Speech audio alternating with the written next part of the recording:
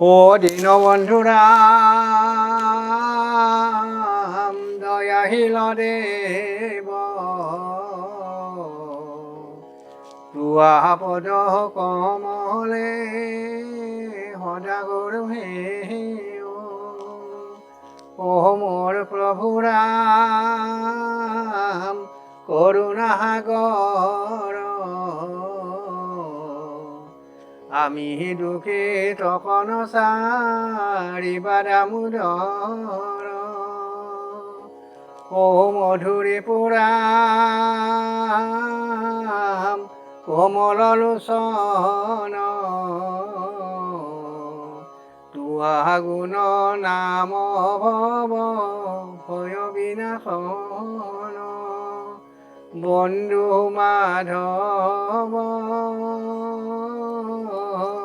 ও মধুৰে পুৰাম তোৱা পদ কমল যুগল হৰি ও হৰি ৰাম ও হতে যত যত সাধু ভাগৱত অপাক প্ৰণাম আমি বহিয়াখনোত আৰ কীৰ্তন কৰিতে চাওঁ মহাভাগৱত অনুয়ে কমতি দিয়া অধৰু চৰণত আকিঞ্চন নিকিঞ্চন হৈ আমি মন্দমতি তুমি প্ৰভু দয়াশীল অগতিৰ গতি আৰিদানিক জানি প্ৰভু ও শৰণ তোমাৰ নিৰন্তৰে আমি ভজো চৰণ কমল ৰাম কৃষ্ণ ও শৰণ তোমাৰ ৰাম কৃষ্ণ ও সুখ নিৰন্তৰ। বেদস্তুতি শ্ৰোতা ভক্তসকল, যে ভাগৱতৰ বিখ্যাত অধ্যায় বেদস্তুতি তাৰে এটা অধ্যায় আজি মই পাঠ কৰিম বুলি লৈছোঁ। শ্ৰোতা ভক্তসকলক মোৰ আন্তৰিক শ্ৰদ্ধা জ্ঞাপন কৰিছোঁ। আৰ মৎস্য গুৰ্ম নৰসিংহ বামন পৰঘু ৰাম হলি ৰাম বৰাহ শ্ৰীৰাম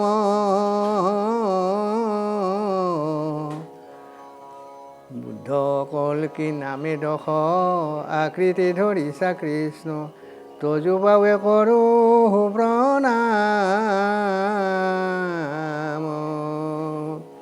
আৰ যেবে নামৰ উপমাত্ৰ প্ৰপঞ্চ নুহিকে নিত ও বেদেহি ঘোষে নিৰন্তৰ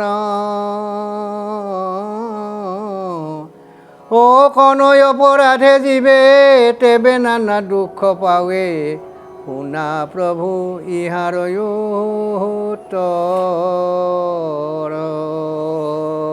শ্ৰোতা ভক্তসকল, বেদে স্তুতি কৰি পৰম ব্ৰহ্ম নাৰায়ণক কৈছি যে অনন্ত কোটি ব্ৰহ্মাণ্ড তেওঁৰে সৃজনা, তেওঁৰ পৰাই উৎপত্তি হৈছি আৰু ভগ অংশে বত পৰমাত্মাৰ লগত কথাখিনি ক'ব বিচাৰিছে।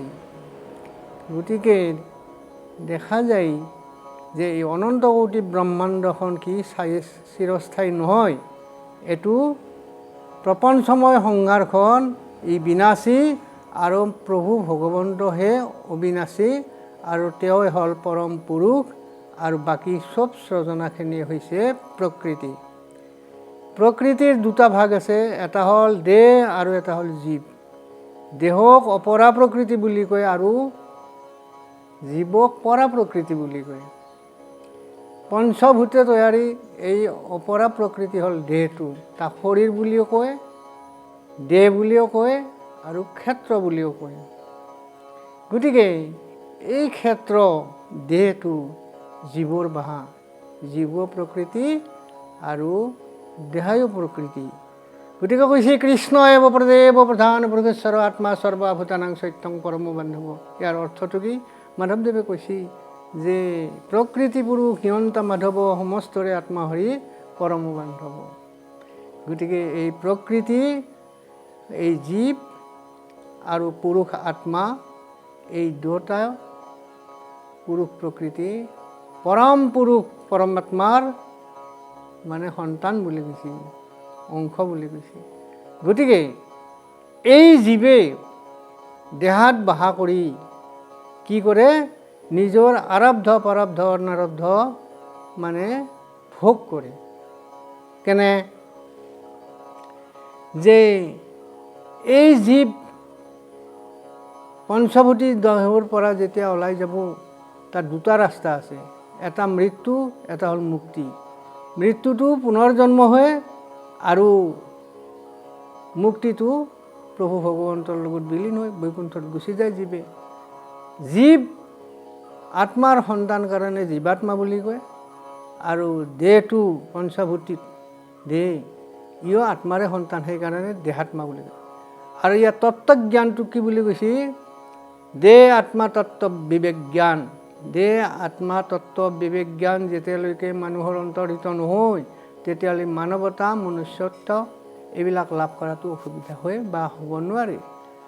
আৰু আনপিনে কৈছে যে দেহৰ খাদ্য যেনে সীতাহাৰ ছাল থকা সুগম খাদ্য আছে, ঠিক তেনেধৰণে জীৱৰ এটা খাদ্য আছে। সেই খাদ্যটোৰ নাম হ'ল হৰিৰ নাম। আৰু হৰিৰ নাম জীৱৰ খাদ্য। এইটো ভুকুটি কৰিলে মুকুতি পায়। গতিকে এই জীৱে হৰিৰ নাম ভুকুটি কৰাৰ কাৰণে বেদস্তুতি, এই বিখ্যাত অধ্যায়টো ভাগৱতৰ দশমত অৱতাৰণা কৰা হৈছে। আৰু এই অৱতাৰণাৰ মাধ্যমেদি আমাক পৰম ভক্তিৰ, পৰম জ্ঞান আৰু পৰম কৰ্মৰ সন্ধান আমাক ইয়াতে দেখুৱাই দিছে। গতিকে যাহে ভুকুটি তাহে মুকুতি। যেতিয়াই হৰিৰ নাম খাব জীৱে, তেতিয়াহে সেই জীৱে মুক্তি পাব, নহ'লে মৃত্যু। মৃত্যু মানে পুনৰ জন্ম। ৰাজা পৰীক্ষিতে যেতিয়া অভিশপ্ত হৈছিল, অভিশপ্ত হোৱাৰ সময়তে মৃত্যুৰ অভিশাপ পাইছিল। অৰ্থাৎ যে তুমি যিটো কৃতকৰ্ম তোমাৰ, ৰাজা পৰীক্ষিত, শৃংগী মুনিয়ে অভিশাপ দিছিল যে তোমাৰ কৃতকৰ্মৰ যিটো দোষ, সেই দোষৰ ফলত তুমি তোমাৰ জীৱে পুনৰ তৰু তৃণলতা বৃক্ষ গৰু ছাগল শিয়াল কুকুৰ হৈ ইয়াতে জন্মগ্ৰহণ কৰিব লাগিব আৰু জীৱৰ নিকাৰ। কাৰণ তুমি মনুষ্য জীৱনত যিটো কৰিব লাগে সেইটো কৰা নাই। তুমি কি কৰছ? ইতৰ প্ৰাণীৰ কৰ্ম কৰছ। আৰু আমাক মাধৱদেৱে কৈছে যে কি কৈছে?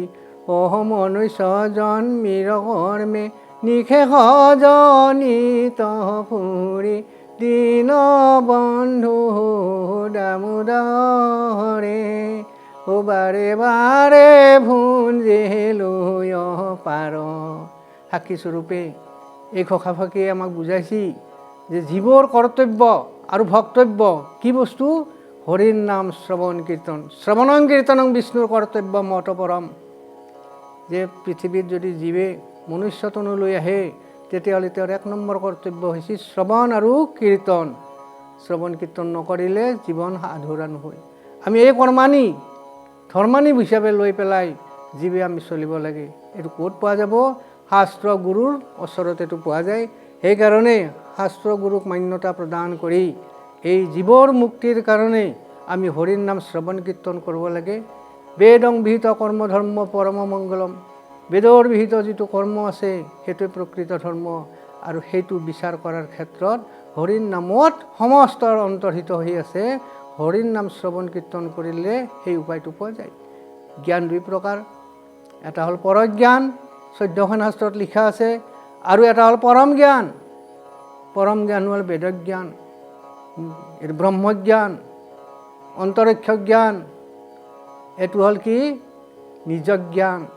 আৰু এই জ্ঞানত জ্ঞানজ্ঞ হ'লে মানুহ বিচাৰজ্ঞ হয়, বিচাৰজ্ঞ হ'লে কৰ্মৰ শুদ্ধতাটো আহে, অন্যথা আহিব নোৱাৰে। আৰু কৈছে যে বিদ্যা আৰু শিক্ষাৰ মাজত পাৰ্থক্য আছে। য বিদ্যা চ বিদ্যতে, অৰ্থাৎ সেইটোৱে বিদ্যা, যে মানুহক বিদ্যাৱন্ত কৰিব পাৰে। শিক্ষাটো বেলেগ বস্তু। তাকো মাধৱদেৱে বুজাই দিছি কি বুলি, সেহি ধন্য লোক সুচীমন্ত সৰ্বগুণে শ্ৰেষ্ঠ বিদ্যাৱন্ত যজ্ঞেত পেয়াতি জন শুদ্ধ মূৰ্তি জন মহা দাতা জ্ঞানী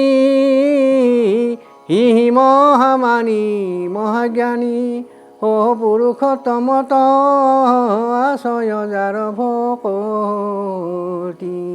এই নিৰ্গুণ ভক্তি, পাৰমাৰ্থ ভক্তি, শুদ্ধ বুদ্ধ নিত্য নিৰ্মল নিৰ্গুণ ভক্তি যিয়ে অন্তৰ্হিত কৰিব পাৰে, তেতিয়াহ'লে সি পৰম জ্ঞানৰ ভাগী হ'ব পাৰে। আৰু মানুহ শিক্ষিতৰ পৰা গৈ মানে বিদ্যাৱন্ত হ'ব পাৰে। শিক্ষাটো আপাত দৃষ্টিৰ বস্তু আৰু বিদ্যাটো হ'ল অন্তৰ্হিত বস্তু। গতিকে এই বিদ্যাই যদি আহৰণ কৰিব লগা হয়, তেতিয়া তাত শিক্ষা নহ'লেও হয়। কাৰণ বেদৰ পৰোক্ষবাদ পণ্ডিতে নুবুজে মূৰ্খই বুজে যদি গোবিন্দক ভজে, ই ভজনাৰ কথা। এতিয়া আমাৰ ভাগৱতৰ বেদস্তুতিৰ পদটো কি কৈছে আমাক, যে কনয় অপৰাধে জীৱে তেবে নানা দুখ পাৱে শুনা প্ৰভু ইহাৰয় উত্তৰ। কি অপৰাধৰ কাৰণে জীৱৰ দুখবিলাক আহে, কষ্টবিলাক আহে, দিনে ৰাতি মানুহৰ কষ্টবিলাক আহি থাকে, যি কাৰণেই এই সাংসাৰিক সমস্ত সুখ শান্তিৰ পৰা বঞ্চিত হয়। কি ইয়াৰ কাৰণটো কি?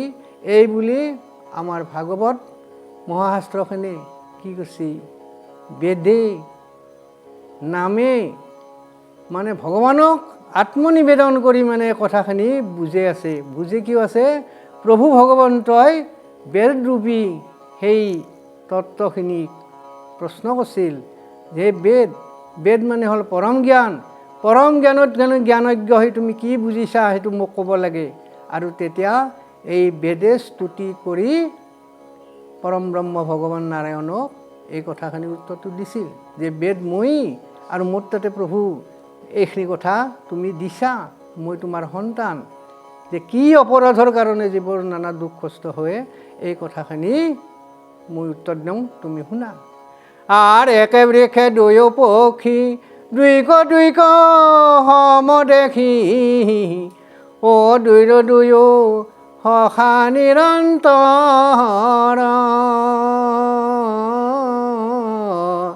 একে বৃক্ষে ফল খাই তবু নিতে শুকাই যায় নাখায় সেইটো গুণে বৰ।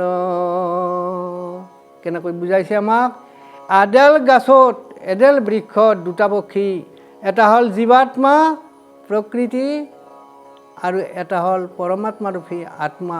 এই দুটা পক্ষী আৰু এই দুটা পক্ষী এডাল বৃক্ষতে আছে।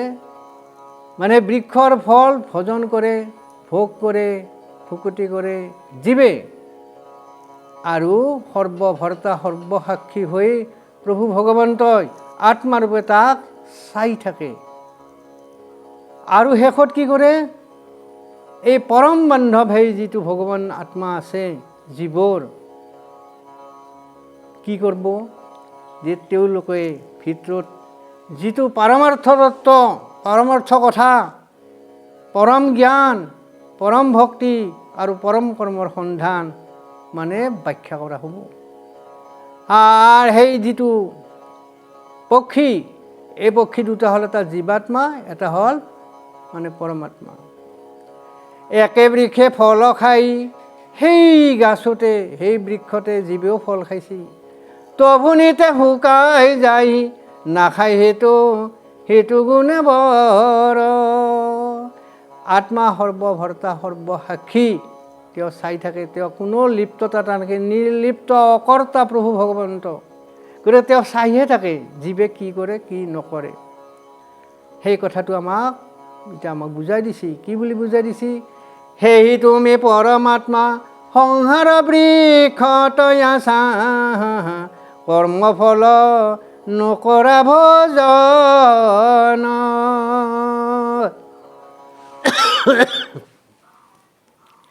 আৰ জীৱাত্মাও আছে তাতে মায়া মদয় অহংকাৰে কৰ্মফল ভুঞ্জে সৰ্বক্ষণ। আমি এই সংসাৰত এই জীৱনটো লৈ থাকি আমি কি কৰিছোঁ কি কৰা নাই এই সমস্ত কথা আত্মাৰূপী ভগৱানে চাই থাকে আৰু তেওঁ নিজে কোনো অংশতে অংশগ্ৰহণ নকৰে। গতিকে যিটো খাদ্য জীৱে খাইছি তেতিয়া তাৰ ফলটো সুগম পাইছি, আৰু যেতিয়া জীৱে বেয়া খাদ্য খাইছি, কুখাদ্য খাইছি, গ্ৰাম্য খাদ্য খাইছি, আৰু সেই খাদ্য খালে কি হ'ব, জীৱটো অধগামী হৈয়ে থাকিব আৰু তাৰে কৰ্মফলটো ভুঞ্জিব লাগিব। এতেকে মৃত্যুক পাৱে, তাৰ ফলত মানুহৰ মৃত্যু হয়, জীৱৰ মৃত্যু মানে দেহটোৰ পৰা জীৱ ওলাই আহি পুনৰ জীৱটো অন্য দেহত প্ৰৱেশ কৰে, তাৰ অৰ্থটোৱে হ'ল মৃত্যু। আৰ এতেকে মৃত্যুক পাৱে নিজ ঐশ্বৰ্য ভ্ৰষ্ট হৈ, যে কৃপা নপজে তোমাৰ। যেতিয়ালৈকে হৰিৰ নাম ভুকুটি নকৰি বেলেগ বেলেগ ভুকুটি কৰিব, তেতিয়া কি কৰিব, ভগৱানে কৃপা নকৰে, আৰু নকৰিলে কি হ'ব, সেই জীৱ লাহে লাহে অধগামী হৈ নেৰে জীৱে মায়া ভাণ্ড, সেহি হেতু কৰ্মকাণ্ড কয় বেদে নানা প্ৰকাৰে। আৰু এই দোষৰ দোষী কাৰণে জীৱে কি কৰিব লাগে, মানে বেদৰ বিহিত কৰ্মটো কৰিব লাগে। বেদং বিহিত কৰ্ম ধৰ্ম পৰম মংগলম। বেদৰ বিহিত যত কৰ্ম আছে সংসাৰত হ'ব হৰি নামৰ কিংকৰ। আকৌ যিটো নামৰ কীৰ্তন কৰে সিহে উত্তম নৰ। পুৰুষোত্তম লাভ কৰিব লাগিলে কি কৰিব লাগিব, বেদৰ বিহিত কৰ্ম কৰিব লাগিব। আৰু এই বেদৰ বিহিত কৰ্মৰ ভিতৰত শ্ৰৱণ কীৰ্তন নৱদা ভক্তিৰ উত্তম ভক্তিটোক আমি গ্ৰহণ কৰিব লাগিব। হার মর মায়া মতই আছে প্রভু যদি বলা পাছে, তেজ বলা কমন উপায়। হরপে যেন আপনার মোহ সারে সঞ্চয়েরে, ও তুমি সারি আশা হেহি প্রায়। মায়া পার্থিব মায়া, মায়াক নিৰ্যান কৰবা, মায়াক এৰবা জীৱে নৰে, সেইটো শক্তি ভগৱন্তই দিয়া নাই। কিছুমান কৰ্মানি আছে, যেনে শ্ৰৱণ কীৰ্তনৰ মাধ্যমেদি যদি কাবি ভক্তি তত্ত্ব, জ্ঞান তত্ত্ব আৰু কৰ্মতত্ত্ব সাংগ কৰিব পাৰে, সেই তেতিয়াহ'লে প্ৰভু ভগৱন্তই মানে কৃপা কৰি কি কৰিব, মানে জীৱক মুক্তি দিব। তাৰে আগতে জীৱক মায়াৰ পৰা মুক্তি কোনোদিন নেদে বুলি লেখা আছে। সেইকাৰণে ভগৱানৰ আন এটা নাম কি হৈছে, জনাৰ্দন। জনাৰ্দন, জনা মানে হ'ল মায়া, মায়াক যা মৰ্দন বা নাইকা কৰে সেইটো হ'ল জনাৰ্দন। মায়া বিনাশন ঘৰ কণ শক্তি আছে মৰ, বেদেহি কহে নিৰন্তৰ। মায়ায়ো তোমাৰ দেখি সমস্ত ঐশ্বৰ্য, তুমি পৰিপূৰ্ণ আপুনি চহৰ। ভাগৱতৰ পদত বেদস্তুতিয়ে আমাক এনেকৈ বুজাইছি যে মায়া বিনাশ কৰাৰ শক্তিটো জীৱক দিয়া নাই।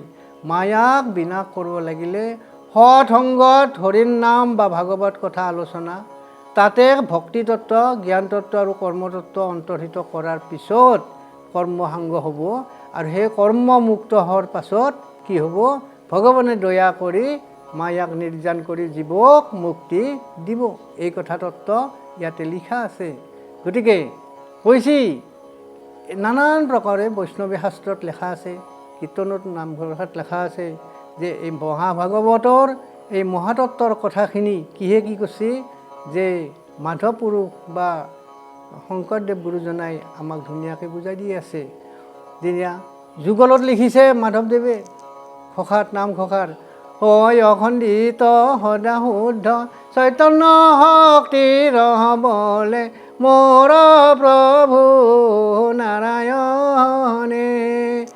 তুমি দূৰ কৰি আছা মায়া, হৰি হৰি তোমাৰ নিকটে নাহি মায়া। সেই জনাৰ্দন যে মায়াক মৰ্দন কৰিব, মায়াবিহীন অৰ্থাৎ মায়াৰ মালিক, সেই মালিকে কি কৰিব, যে আমি যদি কৰ্মতত্ত্ব শুদ্ধ কৰিব পাৰোঁ, অৰ্থাৎ তাৰ আগতে যদি আমি জ্ঞান তত্ত্বটো আমি ল'ব পাৰোঁ, তাৰে আগতে যদি ভক্তিৰ আগমন ল'ব পাৰোঁ, তাৰ আগতে যদি আমি সৎসংগত যদি হৰিৰ নামক আলোচনা কৰিব পাৰোঁ, তেতিয়াহ'লে কি হ'ব, সেই জীৱেহে মানে বৈকুণ্ঠত স্থান পাব। গতিকে এই মহাতত্বৰ মহা নিগূঢ় কথাখিনি আমাৰ বেদশ্ৰুতিয়ে কৈ আছে। কিন্তু মায়াক নিৰ্যান কৰাটো বৰ টান। গতিকে সাপে যেনে নিজৰ চকলাটো এৰাৰ কাৰণে নানানটা কষ্টৰ মাধ্যমেদি এৰব ইচ্ছা নকৰে, গাত জ্বালা যন্ত্ৰণা পায়, আৰু শেষত সেই কষ্টক স্বীকাৰ কৰিও সাপে যেতিয়া চকলাটো এৰিব, তেতিয়া বহুত বেছি গুণ কি পাব, শক্তি পাব, আৰু শক্তিৰ ফলতে কি কৰিব, তেওঁ পুনৰ জীৱন লাভ কৰি পেলাই দৌৰি ফুৰিব। গতিকে আমিও কৰিব লাগিব কি, জীৱেও যে মায়াক নিৰ্যান কৰা টান যদিও মায়া নিৰ্যানৰ কাৰণে সৎসংগত হৰিৰ কথা, তাতে ৰতি, তাতে শ্ৰদ্ধা, তাতে ভক্তি, তাতে পৰম জ্ঞান, তাৰে পিছত কৰ্মসাংগ কৰি আমি আহিব লাগিব। এই মাৰ্গ, এইটো হ'ল পন্থ। দেশ কাল নাহি অন্ত, সদানন্দ ভগৱন্ত, অষ্টমহা সিদ্ধি যাৰ কাছে। কামধেনু বৃন্দপতি, তুমি মায়া তুচ্ছ আতি, তাক কি অপেক্ষা তব আছে। পূৰ্ণানন্দ, সদানন্দ, সৎ চিদানন্দ, ধ্ৰুৱানন্দ প্ৰভু ভগৱন্তৰ নাম। গতিকে প্ৰভুৰ পৰা যদি আমি ভিক্ষা কৰোঁ, তেতিয়াহ'লে প্ৰভুৱে আমাক কি দিব, সদানন্দ, চিদানন্দ, ধ্ৰুৱানন্দ, সৎ চিদানন্দ, স্বৰূপানন্দ, পূৰ্ণানন্দ, অখণ্ড আনন্দ প্ৰাপ্তি কৰিব। কিন্তু মানুহৰ জীৱনত আনন্দটো খণ্ড আনন্দ। গতিকে সেই প্ৰভু কল্পতৰু সদৃশ প্ৰভু ভগৱন্ত মাত্ৰ ভক্তি দিয়ে কৰিব লাগে। কাৰণ ভক্তিৰ বাদে তেওঁৰ অন্যত সন্তুষ্ট নহয়, হ'ব নৰে, নহয়। কিয় কৈছে প্ৰভু ভগৱন্ত, কি বুলি কৈছে, ভগৱন্ত ভক্তিযুক্ত পুৰুষৰ আত্মবোধ মাধৱৰ কৃপাতহে মিলয়, কৃষ্ণৰ কৃপাত তৰয় সংসাৰ ভয়, এই মানে গীতাৰ নিৰ্ণয়। গীতাৰ 4টা লাইনত ভক্তি তত্ত্বৰ ভিতৰে এনেকৈ কথাখিনি কৈছে। গতিকে এইখিনি যদি আমি নামানো, এই কথা যদি আমি নুবুজোঁ, তেতিয়াহ'লে কি কয়, মায়াই আহি শিৰত মানে কি কৰে, নাচপা ধৰে, উৎফা ধৰে। তোমাৰ কটাক্ষ পায়া নানা ভাৱ দৰখিয়া, নাচে মায়া শিৰত চৰিয়া, হৈতে নাপাৰি আমি হৰণ পখিলো স্বামী, নৰহৰি দূৰ কৰা মায়া। আত্মনিবেদন। যেতিয়া কথাটো হৃদয়ংগম হ'ব, জীৱে যেতিয়া বুজি পাব, মন সত্ত্বস্থয়া হ'ব, চিত্ত স্থিৰ হ'ব, তেতিয়া এই বাক্যটো আহিব, হে প্ৰভু অনাৰে ৰাধি গোবিন্দ সচ্চিদানন্দ, সচিদানন্দ, পূৰ্ণানন্দ, সৰ্বানন্দ, মহানন্দ, মহাপ্ৰভু, মহাহৰি, তোমাৰ কৃপা আমি ভিক্ষা কৰিছোঁ, আৰু তুমি অলপ দয়া কৰা। যিটো ইয়াগে ভজ্ঞ এৰি সন্ন্যাসীৰ ধৰ্ম ধৰি, বৈষ্ণৱ পথত হৰিলা, পুনু ভগ ভৈল মন চাদিতে নক যেন, তেজি ভুঞ্জি বাক প্ৰৱেশিলা। কপট ভক্তি থাকে, কপট বৈষ্ণৱ ভকত থাকে। গতিকে সেই সমস্তবিলাক কি হয়, হৰিৰ নামত পৰিষ্কাৰ হৈ উঠে, শুদ্ধ হৈ উঠে। গতিকে তেওঁক মাত্ৰ মাতিব লাগিব, ভক্তি সহকাৰে মাতিব লাগিব। হে ভগৱন্ত কৃষ্ণ, কি কহিব তাৰ কষ্ট, কৰিলে লোকে উপহাস, বিষয় বাসনা নাশ যদি হৃদি নখন্দিল, মিছা বেশ ধৰিলা সন্ন্যাস। কপট, অবিদ্যা এইবিলাক যদি বিন্দু মাত্ৰ থাকে, তেতিয়াহ'লে কোনো কাৰ্য, পাৰমাৰ্থ কাৰ্য সিদ্ধ নহয়, প্ৰভু ভগৱন্ত সন্তুষ্ট নহয়। গতিকে আমি আত্মনিবেদন ভক্তি কৰিব লাগিব। আত্মনিবেদন ভক্তিটো ক'ৰ পৰা আহিব, যে শ্ৰৱণ কীৰ্তনতে আহি যাব। গতিকে কি কৈছে চাওক পদটোৱে, হৃদয়তে আছা তুমি তথাপি নাপাওঁ স্বামী, ভক্তি চাৰি বিষয় লোভত, কণ্ঠত আছয়মণি বিস্মৰিয়া তাংক জানি, দুখ মনে বিচাৰে পন্থত। পৰম ব্ৰহ্ম প্ৰভু ভগৱন্ত তেওঁ সদায় হৃদয়তে আমাৰ মাজত আছে, আৰু আমাৰ অবিদ্যাৰ কাৰণে, আমি নুবুজাৰ কাৰণে আমি কি কৰোঁ, আমি দূৰে লগি চাব যাওঁ, নাই ভক্তি আমি পাওঁ নাই। নাপৰ কাৰণে আমি দূৰত থকা বুলি ভাবোঁ। যদি ভক্তিত সিদ্ধ হয় তেতিয়াহ'লে হৃদয়ত আছে। কেনেকৈ বুলি কৈছে, কণ্ঠত থকা মণি এটা যেনেকৈ হাতটো মেলিয়ে পাই, ঠিক তেনেধৰণে ভগৱানকতে ওচৰতে পাই। কিন্তু কি হ'ব লাগিব, মানে নিজৰ মন বুদ্ধি চিত্ত এই সমস্তবিলাক শুদ্ধ কৰি তেওঁক মাতিব লাগিব। ইন্দ্ৰিয়তৰ পণ বলে বসি আছে জগ বলে, হেঠা পৰে আশা কোনো দুখ। অ' ভল জ্ঞান ভৈল হত নাপাইলা ভক্তিৰ তত, পৰলোকে ভুঞ্জে মৃত্যু দুখ। জ্ঞান দুই প্ৰকাৰ। পৰজ্ঞানত যদি থাকে পৰকৰ্মত লিপ্ত হয় মানুহে, আৰু পৰকৰ্মত লিপ্ত হ'লে কি হ'ব, স্বধৰ্মে বিনাশস্য পৰধৰ্ম ভয়াৱহ, মানুহ বিনাশকলৈকে গুচি যায়। গতিকে এই অপ্ৰাপ্য যিটো ভুল জ্ঞান, অশুদ্ধ জ্ঞান, পৰজ্ঞান, এইবিলাকৰ পৰা কি হয় যে যা ধ্ৰুৱাণী পৰিত্যাজ্য ধ্ৰুৱাণী নিশিবতে তস্যাৎ ধ্ৰুৱাণী নস্তান্তে অধ্ৰুৱাণী নষ্টমানহি। অৰ্থাৎ যে আমি সত্যকেৰে অসত্যৰ পাছত যদি ঘূৰোঁ, সত্যটো বিনষ্ট হয়। অসত্যই কোনোদিন সত্য হ'ব নোৱাৰে। ফলত কি হয়, জীৱৰ বিনাশ হৈ বাৰে বাৰে নিকাৰ ভুঞ্জিব লগা হৈ পৰে বুলি কৈছে। গতিকে বেদস্তুতি এই মহাভাগৱতৰ অতি মূল্যৱান অধ্যায়, ই পৰম জ্ঞান ইয়াতে দ্ৰৱিত হৈ আছে। শ্ৰতা ভক্তই ইয়াতে ল'ব লাগে, এই কথাটো বাৰে বাৰে শাস্ত্ৰই আমাক কৈ আছে।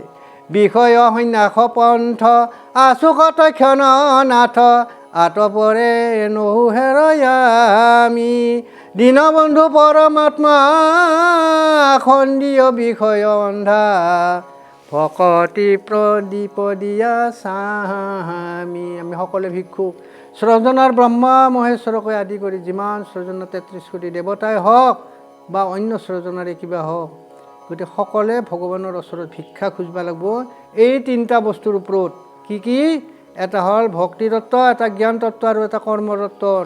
এই তিনিটা তত্ত্ব যদি ভিক্ষা কৰা যায় তেহে হ'ব, নহ'লে নহয় বুলি কৈছে। হা জন বলা সন্ন্যাসিক নিন্দা তুমি বলা কি ক, কৰ্মে তাৰ নাহি অধিকাৰ। হে কৃষ্ণ বলা সত্য যেবে শুদ্ধ ভকতিত, ও জানিলে ক স্বৰূপ তোমাৰ।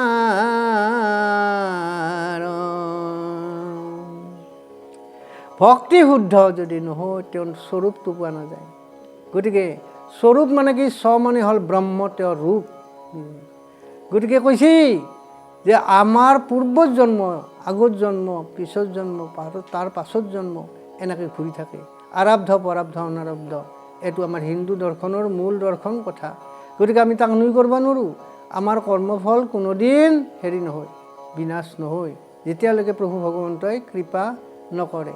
গতিকে সেই আগৰ জন্মৰ যিটো পাপ পুণ্য, কৰ্মৰ জড়তা, কৰ্মৰ মল, কৰ্মৰ শেষ, কৰ্মৰ পাপ, এই সমস্তবিলাকো একেলগে আহি থাকে। গতিকে এই সমস্ত বিনাশ কৰিব পাৰি হৰিৰ নামেদি। সেইকাৰণে কৈছে হৰিনাম হৰিনাম এই মূল মন্ত্ৰ, কলিত নাহি তপ জপ যজ্ঞ যন্ত্ৰ। এইবিলাকৰ কোনো নাই কলিৰ যুগত, হৰিৰ নাম শ্ৰৱণ কীৰ্তনে হ'ল মূল মন্ত্ৰ। কি বুলি লেখছি পদটোই, আৰ হিহেতু ভক্ত মুখে শ্ৰৱণ কীৰ্তন সুখে, তোমাক চিত্তত পাৱে নৰ। তাখম্বৰ মুখ্য দাতা হুৱা তুমি সৰ্বশান্তা, আমি বেদু জানো নিৰন্তৰে। না কনিষ্ঠিত চতুৰ্বেদ পৰম ব্ৰহ্ম, ভগৱানৰ মুখৰ বাণী যত বেদ আছে, সেইকাৰণে শব্দ ব্ৰহ্ম জগতে ঘষায়। গতিকে কৈছে এই ভগৱানৰ মুখৰ বাণী, এই বেদে কি কৈছে, মানে মুখ্য মুক্তি, তাৰমানে সৰ্বশান্তা, শান্তা কাৰণ তত্ত্ব সমস্তবিলাকে তেওঁ প্ৰাপ্তি কৰিব যদি আমি শ্ৰৱণ কীৰ্তনত মানে একান্তভাৱে লাগি যাব। আমি জানো ধৰ্মহাৰ কৰ্মে নাহি তধিকাৰ, যিটো জ্ঞানী সন্ন্যাসী বিশিষ্ট, তব কথা শ্ৰৱণ আদি ভক্তি নিষ্ঠ, ভৈলা যদি তাৰো কৰ্মে নাহি অধিকাৰ। যিবিলাকৰ ভক্তি তত্ত্ব শুদ্ধ নহয়, জ্ঞান পৰম গুণত জ্ঞানজ্ঞ নহয়, তেতিয়াহ'লে তেওঁৰ কৰ্মৰ অধিকাৰটো নাথাকে। গতিকে কি কৰিব লাগিব, একান্ত মানে শ্ৰৱণ কীৰ্তন কৰি সৎসংগত কি কৰিব লাগিব? ভক্তি নিষ্ঠা হ'ব লাগিব। আৰু যদি ভক্তিত নিষ্ঠাটো নাহে, ভক্তিবন্ত নহয়, তে জ্ঞান লাভ কৰিব নোৱাৰে। জ্ঞান লাভ নহ'লে কৰ্ম শুদ্ধ নহয়, আৰু তাৰ কি আৰু কৰ্ম নাহি নিষ্ঠেত নিষ্ঠ। গতিকে সেইজন মানুহৰ কৰ্মত মানে অধিকাৰটোৱে নাথাকে। জ্ঞানৰ হুহু পাত্ৰ ভক্তই জীৱে মানে উপলব্ধি কৰিছে যে আমাৰ ভুল কি, সেইকাৰণে কৈছে জ্ঞানৰ হুহু পাত্ৰ শ্ৰৱণ কীৰ্তন মাত্ৰ ভকতিত দিয়া মহেশ্বৰ। ভক্তিৰ তত্ত্বৰ জ্ঞানটোৰ তুমি দিয়া প্ৰভু। আমি অতি অল্প জ্ঞান কৰা কৃষ্ণ পৰিত্ৰাণ নহো জান বিধিৰ কিংকৰ। বিধি মানে হ'ল ব্ৰহ্মা। ব্ৰহ্মাই চব এলটমেণ্টটো কৰে, চবখিনি মানে জীৱৰ কাত ক'ত জন্ম দিব সমস্ত। বিধিৰ ওচৰত যেন যাব নালাগে প্ৰভু এই জন্ম। প্ৰভু যদি বলামক কিমতে জানিব লক অনন্ত মহিমাময় হৰি। তোমাৰ অনন্তময় মহিমা মানে জীৱে ঢুকি নাপায়। ইটো সত্য ভগৱন্ত নাপাওঁ তোমাৰ অন্ত দেৱ মুনি ব্ৰহ্মাই আদি কৰি। আপাত দৃষ্টিত প্ৰভু ভগৱন্তক তত্ত্বজ্ঞানটো ব্ৰহ্মাকে আদি কৰি মানে ৩৩ কোটি দেৱতা সিদ্ধমুনি যিমানখিনি আছে দেৱৰ্ষি ৰাজৰ্ষি ব্ৰহ্মৰ্ষি, ই সহজলভ্য নহয় বুলি কৈছিল। মাত্ৰ আত্মনিবেদন ভক্তিৰে তেওঁক মানে পাব পাৰি শ্ৰৱণ কীৰ্তন মাধ্যমে। এই কথাটো ধুনীয়াকৈ আমাক বুজাই দিছে। আপোনাৰ অন্ত তুমি, তোমাৰ অন্ত তুমিয়ে নোপোৱা, আপুনি নোপোৱা চিমি আনে জানিব ককন চিত্ৰ। হে কৃষ্ণ বলা যেবে সৰ্বজ্ঞ ঈশ্বৰ তেবে বোলে মোক ককন যুগতি হিত। অন্ত নাহি ইটোত হ'ব তাতেহে না জানে কেও জ্ঞানীগণে মনে গুণি লয়। অভাৱত পুষ্প আদি বস্তু কণি চিনিলে গুণে তাৰ কিহৰ বচহানি হৈ। এহিমতে নাহি অন্ত বলা তব ভগৱন্ত আমি আছো একে ব্ৰহ্মাণ্ডত। যেন ডিম্ব কৌটি কৌটি তবল মৰমে ভমে আকাশতৰেনো যেন মত। এইটো মহিমা ৰূপ প্ৰভু ভগৱন্তৰ, অনিমা ৰূপতো তেওঁ থাকে। গতিকে এই ঐশ্বৰ্যময় প্ৰভু ভগৱন্তৰ সমস্ত কথা যদি জ্ঞানত আহিব লাগে, তেতিয়া আমি শ্ৰৱণ কীৰ্তনতে ধৰিব লাগিব। জলবায়ু বহম অহংকাৰ মোহ তত প্ৰকৃতিৰ বলে বেৰিয়াছে। ৫০ কোটি জাম মধ্যত পৃথিৱীখান তাতে ১০ গুণ জল পাছে। ঐশ্বৰ্য ঐশ্বৰ্য মহা ঐশ্বৰ্যৰ কথাখিনি আমাক বুজাই দিছে প্ৰভু ভগৱন্তৰ মহিমা। সাধাৰণ প্ৰাণী ইয়াক বুজি নাপায়, ব্ৰহ্মাকে আদি কৰি দেৱতাবিলাকেও নাপায়। মাত্ৰ ভক্তিত সিদ্ধ হ'লে পাব পাৰে বুলি কৈছে। আৰু হেনয় ব্ৰহ্মাণ্ড বৃন্দ প্ৰেমে ইয়াত নিৰন্তৰ তাৰ অন্ত আছে কোন থান। সেহি হেতু শ্ৰুতিগণে বিচাৰিয়া কহে মানে তোমাতে হবে অৱসান। বেদ ৰামায়ণ সব ভাৰত পূৰ্ণতা আদি মধ্য অৱসানী হৰি সৰ্বত্ৰ গীতই। গতিকে এই সমস্ত কথাখিনি হৰিৰ নামৰ মহিমাখিনি বেদ ৰামায়ণ পুৰাণ আদি যিমানখিনি হিন্দু শাস্ত্ৰ আছে এই সমস্ত লোকে নিৰন্তৰে গাই আছে। কি বুলি? যে হৰি হৰি